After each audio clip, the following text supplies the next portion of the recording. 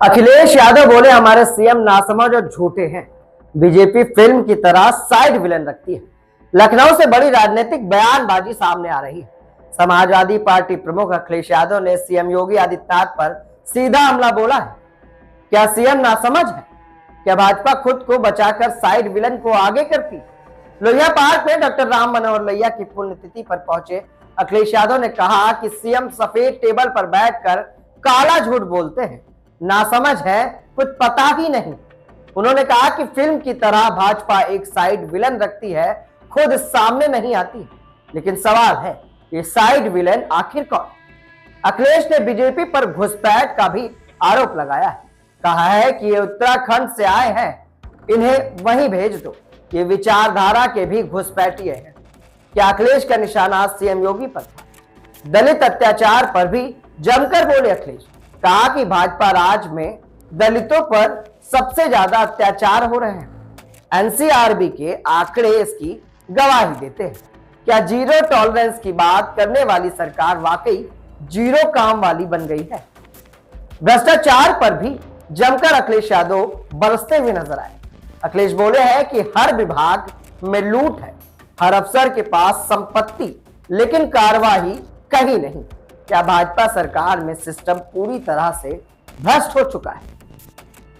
विकास की बात भी की गई और विकास पर तंज भी किए गए। लखनऊ से कानपुर की दूरी घटाने का दावा करने वाली सरकार अब तक सड़क ही नहीं बना पाई। तो क्या विकास सिर्फ भाषणों में ही रह गया? दरअसल कानपुर से लखनऊ, यानी यूं कहें लखनऊ से कानपुर के मार्ग को कम दूरी का करने की और कम समय के लिए एक बड़ी हाईवे और सड़क का निर्माण कराया जा रहा है, जो अभी तक पूरा नहीं हो पाया।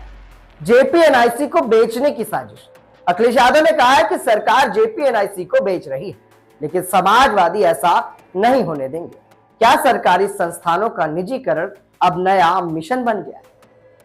पीडीए समाज जग चुका है। अखिलेश बोले हैं कि अब जनता सब देख रही है, पीडीए समाज जाग चुका है। क्या यह संकेत है कि समाजवादी मोर्चा फिर संगठित हो रहा है? स्वदेशी बनाम विदेशी का भी सवाल आता है। पूरा इलेक्ट्रॉनिक बाजार चीन के कब्जे में है और भाजपा स्वदेशी की बात करती है। तो क्या भाजपा सिर्फ दिखावे का राष्ट्रवाद कर रही है? अखिलेश यादव ने अंत में कहा कि भाजपा जनता की नाइंसाफी का जवाब समाजवादी सरकार बनाकर देगी। अब सवाल उठता है, क्या जनता वाकई भाजपा से नाराज है? क्या 2027 में अखिलेश यादव फिर से सत्ता की कुर्सी तक पहुंच पाए, या भाजपा इन हमलों का जवाब वोटों से देगी? आइए आपको दिखाते हैं हमारी ये खास रिपोर्ट। समाज में उसको लेकर के जन के बीच में जाकर के उन्होंने जागरूक करने का काम किया। आज हम सब लोग संकल्प लेते हैं कि डॉक्टर राम मनोहर लोहिया जी के सिद्धांतों पर चल करके, उनके बताए हुए रास्ते पे चल करके, नाइंसाफी को लेकर के और सप्त क्रांति का आंदोलन जो उन्होंने दिया उसको जन जन तक पहुंचा करके पीडीए समाज को आर्थिक और सामाजिक सम्मान दिलाने का काम हम लोग करेंगे। अध्यक्ष जी, जिस तरह से कानून व्यवस्था की बात की जाती है और राजधानी में ही एक गैंगरेप की घटना आई है बंथरा से, दलित मामला। अगर हम एनसीआरबी के आंकड़े देखें, उन आंकड़ों में ये जानकारी मिलती है कि सबसे ज्यादा दलितों के ऊपर अन्याय और ऐसी घटनाएं लगातार भारतीय जनता पार्टी की सरकार में बढ़ी हैं। अभी हाल ही में हम लोगों ने देखा कि वाल्मीकि समाज के एक बेटे को किस तरीके से पीट करके उसकी जान ले ली गई। और आज जो आप जानकारी दे रहे हैं, इसी तरह प्रदेश भर की जो जानकारियां मिलती हैं उसमें बड़े पैमाने पर दलित समाज और खासकर पीडीए समाज के साथ अन्याय हो रहा है। और जो ये दावा करते हैं कि जीरो टॉलरेंस है इनकी लॉ एंड ऑर्डर को लेकर के, सच्चाई तो ये है कि लॉ एंड ऑर्डर इनका जीरो हो चुका है। और स्वाभाविक है, क्योंकि जिस पुलिस की जिम्मेदारी है लॉ एंड ऑर्डर को बेहतर करने के, उनसे ये पॉलिटिकल काम करा रहे हैं। पॉलिटिकल लोगों को झूठे मुकदमे लगाना, उन पर झूठी कार्रवाई करना, मन मर्जी केस लगवा देकर दबाव बनाना। जब ये काम पुलिस से भारतीय जनता पार्टी लेगी तो कानून व्यवस्था उनके हाथ में नहीं रहेगा। इसी का परिणाम ये है कि बड़े पैमाने पर महिलाएं असुरक्षित हैं। ये आंकड़े एनसीआरबी जो भारतीय जनता पार्टी की सरकार के दिए हुए आंकड़े हैं वही जनता के बीच में आ रहे हैं। फतेहपुर में जिस तरह से घटना सामने आई, अभी भी जिक्र कर रहे थे आप, कल परिवार के लोगों ने सीएम से मुलाकात की। दूसरा, अगर विपक्ष के लोग जब जा रहे थे तो उनको रोकने का बीजेपी अपनी नाकामी छिपाना चाहती है और सफेद टेबल पर बैठ करके मुख्यमंत्री काला झूठ बोलते हैं। वो जो सफेद टेबल पर बैठ करके लोगों से मिलते हैं, सच्चाई तो ये है कि सबसे ज्यादा उत्पीड़न, अन्याय और इस तरह की गंभीर घटनाएं उत्तर प्रदेश में लगातार हो रही हैं। न केवल घटनाएं हो रही हैं, भ्रष्टाचार की भी सभी सीमाएं टूट चुकी हैं। हर विभाग में भ्रष्टाचार बड़े पैमाने पर है और जिन विभागों को उत्तर प्रदेश की जनता को सुविधा और उनकी मदद करनी चाहिए, लगातार 9 साल की सरकार में इनके हर विभाग में लूट मची हुई है। न स्वास्थ्य बेहतर चल रहा है, न शिक्षा के क्षेत्र में कोई बदलाव दिखाई दे रहा है।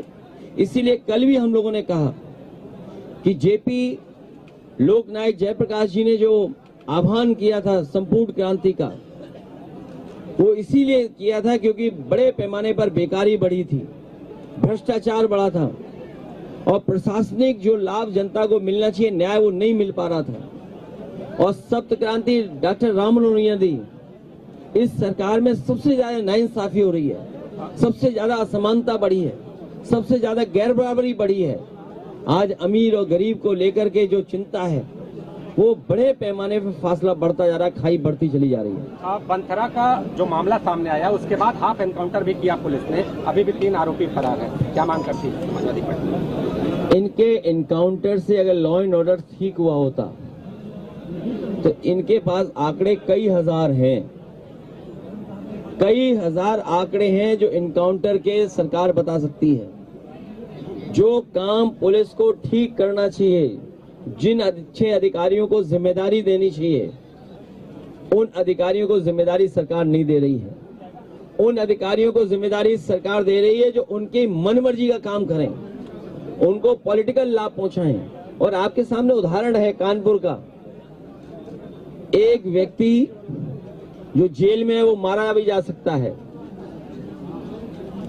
मैंने ये सदन में भी उठवाया था कि ये सरकार जेल में मार भी सकती है क्योंकि उसमें बड़े पैमाने पर अधिकारी फंस रहे हैं। बड़े बड़े अधिकारियों के आपस में खींचतान मची हुई है, बड़े लेवल के अधिकारियों में, और उसका परिणाम यह है कि अभी भी सरकार छिपाने में लगी है।